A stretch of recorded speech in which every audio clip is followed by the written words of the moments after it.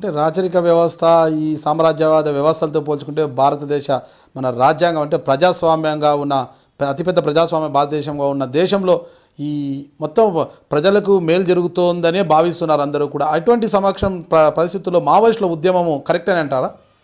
మీరు ప్రజలకు ఈ ప్రజాస్వామ్యంతో మేలు జరుగుతుందని చెప్తున్న సందర్భంలో ఇవాళ మోడీ పాలన గురించి దళితులు ఏమంటున్నారు? ఇవాళ మోడీ పాలన గురించి ముస్లింలు ఏమంటున్నారు? ఇవాళ మోడీ పాలన నుంచి నాస్తికులు ఏమంటున్నారు? హేతువాదులు ఏమంటున్నారు? కమ్యూనిస్టులు ఏమంటున్నారు? బడుగు వర్గాలు ఏమంటున్నారు?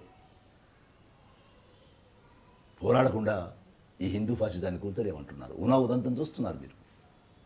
గోవు వెంట నడిస్తే లేదా ఎద్దు వెంట నడిస్తే, పశువు వెంట నడిస్తే మీరు గోవధ చేస్తున్నారని నేరం మీద మిమ్మల్ని చంపేస్తారు. చచ్చిపోయిన గొడ్డు తీసుకొచ్చి దాని మాంసాన్ని ఒరుస్తూ ఉంటే మీరు గోవధ చేస్తారని మిమ్మల్ని చంపేస్తారు. ఎంతకాలం సహిస్తారు? సహించలేక అహ్మదాబాద్ నుంచి ఉనాద్ వరకు ఒక పాదయాత్ర చేశారు. మీకు అంతగా పూజించేటువంటి ఆ గోవు తోకను మీరే ఉంచుకోండి. ఆ గోవు తోక నుంచో ఆ గోవు వెనుక భాగం నుంచి వచ్చే మూత్రం మీరు ఉంచుకోండి. మా భూమిని మాకు ఇవ్వండి అని దళితులు అంటున్నారు. దళితులతో పాటు అహ్మదాబాద్ నుంచి ఉనా వరకు ముస్లింలు కలిసి వచ్చారు. అది రేపు రాజస్థాన్ పోయే వరకు ఓ పెద్ద మహాయాత్రగా మారబోతున్నది. అట్లాగే దేశవ్యాప్తంగా దళితులు పోరాడుతూ ఉన్నారు. అంటే భూమి లేని ప్రతి ఒక్కరికి శృతిబద్ధ హత్యకాలం నుంచి ఇవాళ దేశవ్యాప్తంగా దళితులు ఎంత చైతన్యవంతులు అయ్యారో మీరు చూస్తూ ఉన్నారు. ఇదంతా ఏ పోరాట ఫలితం? అంటే ప్రభుత్వాలు చెప్తున్నాయి కదా, భూమి లేని ప్రతి ఒక్కరికి భూ పంపిణీ ద్వారా భూములు ఇస్తున్నాము, పక్కా ఇల్లు కట్టిస్తున్నాము, రుణాలు రాయితీలు ఇస్తున్నాము, అన్నీ ఇస్తున్నాం, ఇంకేం కావాలి ప్రజలకు అంటున్నారు. ఇవ్వడం లేదు కదా, ఇస్తే ఎందుకు వస్తారు? నిజానికి ఇప్పుడు సరిగ్గా మీరు అక్కడ చర్చ చేస్తే 2004లో ప్రభుత్వంతో చర్చలు జరిగినప్పుడు రామకృష్ణ నాయకత్వంలోనే 2 విప్లవ పార్టీలు వచ్చాయి. సిసిసి ఒక 8 ఏళ్ళు కృషి చేసింది. మీరన్నట్టుగానే ప్రభుత్వము ప్రజల కోసం ఏర్పడ్డది, ఎన్నికయింది, ఓట్ల ద్వారా ఎన్నికై అధికారంలోకి వచ్చింది. మీరు ప్రజల మధ్యనే ఉండి చేస్తున్నారు, మేము ఒప్పుకుంటాం. ఇద్దరి యొక్క లక్ష్యము ప్రజలే అయినప్పుడు, ఇద్దరి యొక్క లక్ష్యం ప్రజా సంక్షేమం అయినప్పుడే అక్రాస్ ది టేబుల్ కూర్చొని మీరు మాట్లాడండి అని ప్రతిపాదించారు. 8 ఏళ్ళు కృషి చేశారు దానికి. ఈ 8 ఏళ్ల కృషిలో చంద్రబాబు నాయుడు కాలంలో అది విఫలమైంది, చర్చల దాకా వచ్చింది, కానీ రోజు ఎన్కౌంటర్లు జరగడంతో అది ఆగిపోయింది. 2004 ఎన్నికల ఎజెండా అదైపోయింది. చంద్రబాబు నాయుడు భాషల్లోనైతే అది రెఫరెండం అయింది. ఏమిటి? ప్రపంచ బ్యాంకు నమూనా అభివృద్ధి అమలు చేయడం అది ఒకటి, నక్సలైట్లతో చర్చలు జరపడం అది 2, ప్రత్యేక తెలంగాణ అనేది 3. ఈ 3 నేను యథావిధంగా కొనసాగిస్తాను, అధికారానికి వస్తే ఇంకెక్కువ చేస్తాను. ప్రపంచ బ్యాంక్ అభివృద్ధి నమూనా అమలు చేస్తాను, నక్సలైట్ల శాంతి భద్రత చూసి చంపేస్తాను, ప్రత్యేక తెలంగాణ ససేమిరా ఒప్పుకోను అని చంద్రబాబు అన్నాడు. లేదు, మేమందరం బేషత్తుగా నక్సలైట్లతో చర్చలు జరుపుతాము అని కాంగ్రెస్తో సహా అన్ని పార్టీలు చెప్పాయి. బేషత్తుగా చర్చ జరుపుతా అనేటువంటి వాగ్దానం ఏం చేశారో ఆ వాగ్దానం ఆధారంగా రాజశేఖర రెడ్డి అధికారానికి వచ్చాడు. అధికారానికి వచ్చి చర్చలు జరిపారు, గాలింపు చర్యలు నిలిపేశారు, పార్టీ మీద నిషేధం ఎత్తివేశారు, చర్చలు ఎన్కౌంటర్లు ఆగిపోయినాయి, చర్చలకు పిలిచారు. చర్చలలో మీరు చెప్పిన అంశాలే చర్చకు వచ్చినాయి. ప్రజాస్వామిక హక్కులను పరిరక్షించడం, భూ సంస్కరణ చేయడం.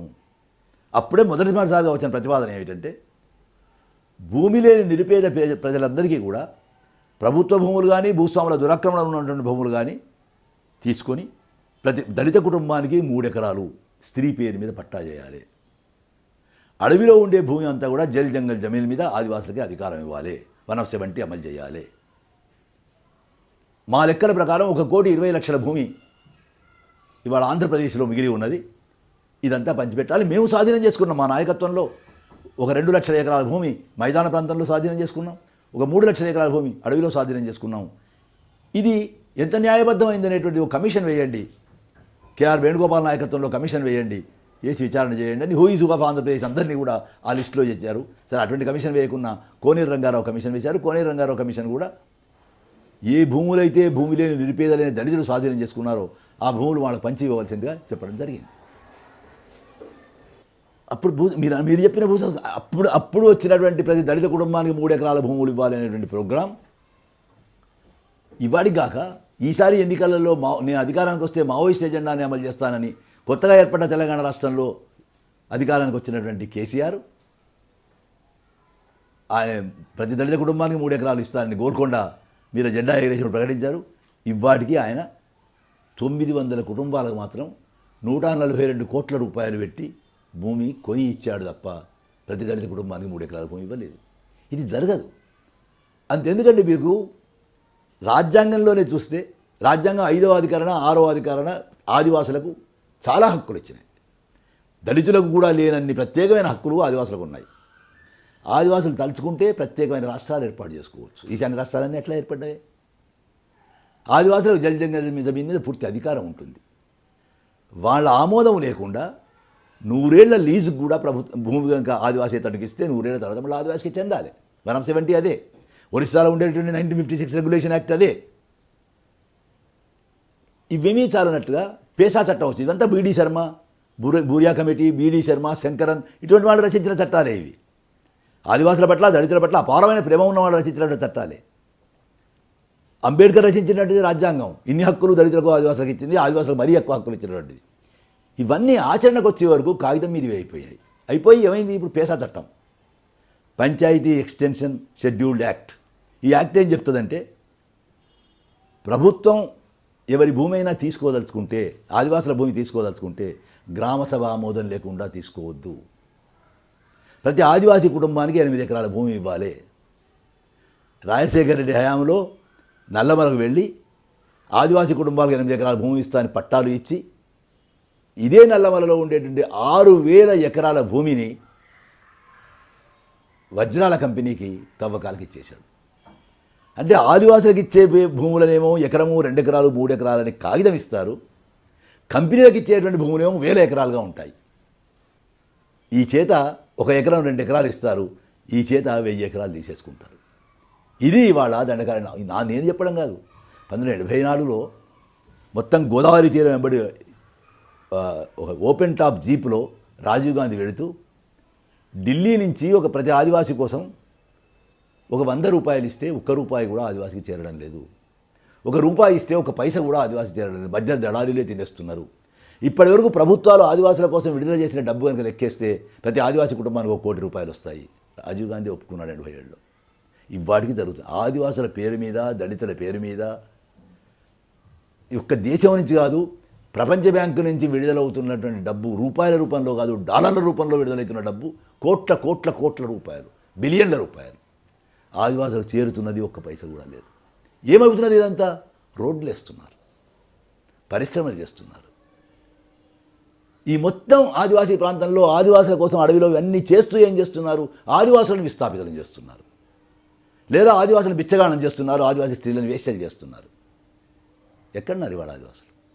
అయితే ఇంత చేసినప్పటికీ అమెరికాలాగా రెడ్ ఇండియన్లు మ్యూజియం వస్తువులైనట్టుగా, ఆస్ట్రేలియాలాగా ఆదివాసులంతా అదృశ్యమైపోయినట్టుగా భారతదేశంలో ఆదివాసులు అట్లా కాకుండా ఎందుకు మిగిలిందంటే, వీళ్లకు ఒక సాయుధ పోరాటం సిద్ధాంతాన్ని అందించినటువంటి మావోయిస్ట్ పార్టీ, ఆనాడు మార్క్సిస్ట్ లెనినిస్ట్ పార్టీ, జవహర్లాల్ నాయకత్వం పార్టీ నక్సల్ బరి నాటించి వాళ్ళకి అండగా ఉన్నది.